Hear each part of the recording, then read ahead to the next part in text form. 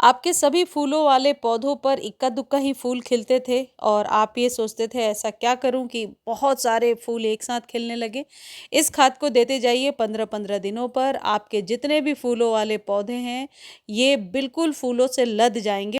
आपके पास जितने भी फूलों वाले पौधे हैं, चाहे वह गुड़हल, अपराजिता, मोगरा, अलमांडा, चमेली या ऐसे जितने भी पौधे हैं जो फ़ैब के बाद यानी गर्मियों में फ्लावरिंग करते हैं अक्टूबर-नवंबर तक और पिछले 2-3 महीने से डोरमेंसी में थे। तो उन पौधों के लिए ये आपको ज़रूरी काम करना है कि कटिंग, प्रूनिंग एंड रीपॉटिंग, ये 3 ज़रूरी काम है जो अभी आपको कर लेना होगा। यदि कटिंग आपने कर लिया है, लास्ट वीडियो में मैंने आपको बताया था कि कौन-कौन से पौधों की कटिंग करनी है। यदि वो वीडियो आपने नहीं देखा है तो देख सकते हैं, लिंक डिस्क्रिप्शन में दे दूँगी।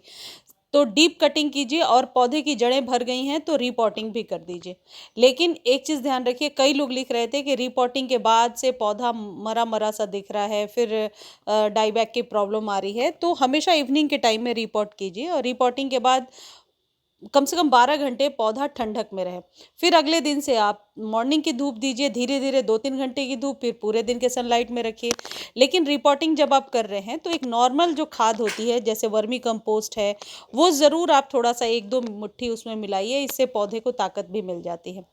और एक इम्पॉर्टेंट चीज़ है कि अभी से पानी का अब आप विशेष ध्यान रखेंगे। जैसे कि सर्दियों में हम लोग कम पानी देते थे, लेकिन अभी अपर सरफेस को चेक कीजिए, यदि सॉइल के ऊपरी भाग को चेक कीजिए, यदि आपको ड्राई नज़र आता है तो पानी दे दीजिए। ये जितने भी परमानेंट पौधे हैं, ये पानी की वजह से नहीं मरते हैं कभी भी, बल्कि कम पानी देने से इनकी पत्तियाँ सूखने लगती हैं या फिर फूलों का साइज़ छोटा होता है। देखिए, बार-बार कटिंग प्रूनिंग पे इसलिए मैं आपको बोल रही हूँ, फ़ोर्स कर रही हूँ करने के लिए, कि ताकि आने वाले टाइम में पौधों का फूलों का साइज़ बड़ा-बड़ा निकल कर के आए।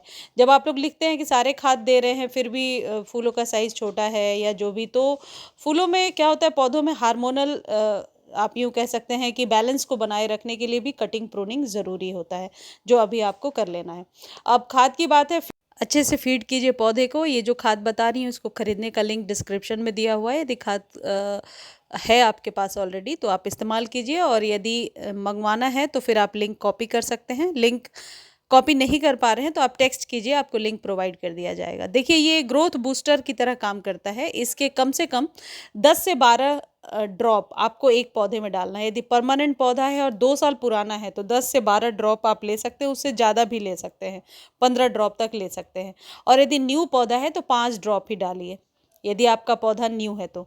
आप इसको डायरेक्ट सॉइल में डाल सकते हैं, इससे स्प्रे कर सकते हैं, डिपेंड करता है कि पौधे की डिमांड क्या है। यदि आपका पौधा बिल्कुल मुरझाया हुआ सा रह रहा है, सारे खाद आप दे रहे हैं उसके बावजूद भी, तो आप इसके हर एक 15 दिनों पे 3 से 4 ड्रॉप या 7-8 ड्रॉप डाल करके एक बार स्प्रे करके देखिए। ग्रोथ तो बढ़ेगी ही, सॉइल की गुणवत्ता भी बढ़ेगी। ये एक तरीके का ग्रोथ बूस्टर है, जो आपको आसानी से लोकल नर्सरी पे भी मिल जाएगा। आप किसी भी ब्रांड का ले सकते हैं, और यदि नहीं ले पा रहे हैं तो फिर आप लिंक, मेरे इस लिंक को जो मैंने दिया हुआ है, वो कॉपी करके ले सकते हैं।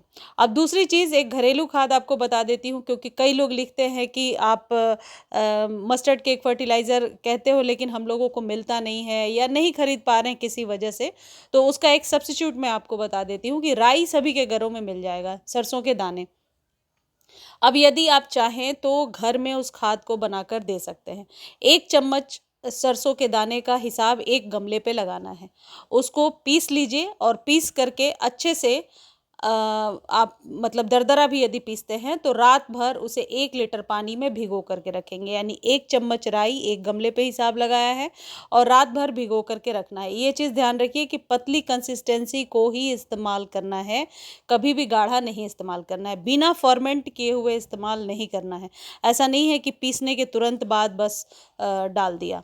ये जो खाद है, ये आपके पौधे को बहुत ही ज़्यादा आप कह सकते हैं ग्रोथ देगा, तेज़ी से पौधा ग्रो हो जाएगा। ख़ासकर वो पौधे जिन पर अब मार्च के बाद से फ्लावरिंग लेनी है। मैं पोर्टुलाका का नाम लेना भूल गई थी। इस खाद को आप पोर्टुलाका में ज़रूर डालिएगा, और जिस दिन आप इस्तेमाल कर रहे हैं, मैं ये जैसे आपको दिखा रही हूँ ऐसे ही करना है। आधा-आधा मैंने इसको एकदम पतला करने के लिए आधा लीटर पानी लिया है, और इसमें आधा के करीब ये मिला कर के फिर पौधे में दे दूँगी। इसका स्प्रे नहीं हो सकता है, ये डायरेक्टली सॉइल में ही डालना है। सभी प्रकार के पौधों को दिया जा सकता है, लेकिन फूलों वाले पौधे को ज़रूर दीजिए। देखिए मैं दिखा रही हूँ कि गाढ़ा घोल जो है वो नीचे रह गया है और पतला ही घोल हम दे रहे हैं।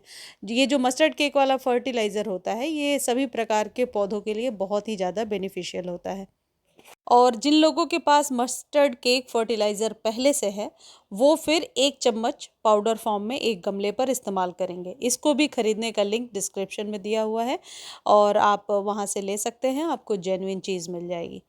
इस तरीके से दीजिए। मुझे उम्मीद है ये वीडियो आपको काफ़ी हेल्प करेगा अपने पौधों के ग्रोथ को लेने के लिए। धन्यवाद।